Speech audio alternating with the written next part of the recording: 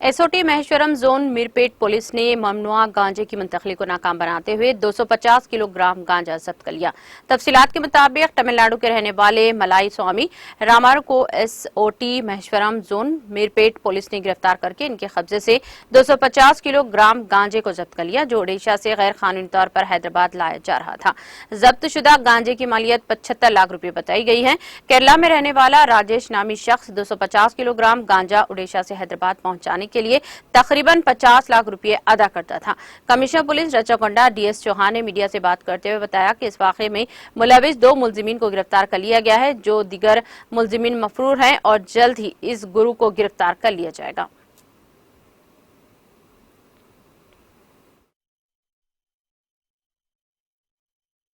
నుంచి రాబోయే రోజుల్లో కూడా కంటిన్యూస్ గా దాని మీద పకడ్బందీగా పనిచేస్తూ ఉంటాం. తీసుకొచ్చారు సార్ హైదరాబాద్కి. ఇప్పటి వరకు 2 ట్రిప్ కొట్టారు. ఆ 2 ట్రిప్ కి వాళ్ళ పని ఏంటి అంటే రాజేష్ కి ఇవ్వడం. ఆ రాజేష్ ఈ 3 స్టేట్స్ కి డిస్ట్రిబ్యూషన్ మొత్తం ఆయన చేసేవాడు.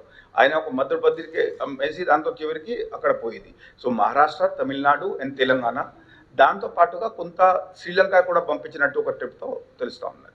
ఒక్కో ట్రిప్కి ఎంత రవాణా చేస్తారు? ఒక్కొక్క ట్రిప్కి ఈ రాజేష్కి only for the purpose of transportation మేరకు 1,50,000 వారికి ఇచ్చేవాళ్ళు. బట్ టోటల్ ఇస్తే దాదాపుగా ఒక ట్రిప్కి 10 లక్షల దాకా వాళ్ళకి లాభాలు, డిపెండింగ్ అపాన్ ద రేట్. జనరల్గా ఒక 10 గ్రామ్స్ గాంజా ఉంటే ఆ ప్యాకెట్ చిన్నకి చివరికి ఆ సెంటర్కి ఏదైతే వెళ్తుందో దానికి డిపెండింగ్ అపాన్ ద థింగ్స్ 200 నుంచి 500 దాకా డిఫరెంట్ స్టేట్స్లో డిఫరెంట్ పాయింట్స్లో అమ్మకాలు జరుగుతుంది. సో అక్కడ నుంచి వాళ్ళు ఏ రూట్లో తీసుకొస్తారు. మినిమం ఒక 500 కేజీకి ట్రిప్ కొడితే వాళ్ళు అండ్ లాస్ట్ పాయింట్ వరకు 5 to 10 lakhs వాళ్ళకి దొరుకుతాయి. సో అందు గురించి వాళ్ళు దాంట్లో వ్యవహారాల్లో ఉన్నారు. బట్ మనం కూడా ఖచ్చితంగా దాంట్లో నిఘా పెడుతున్నాము. అందు గురించి అది ఎంత కంటైనర్ అది దొరకపడడం జరిగింది. రాజేష్ కేరళ వాసులు.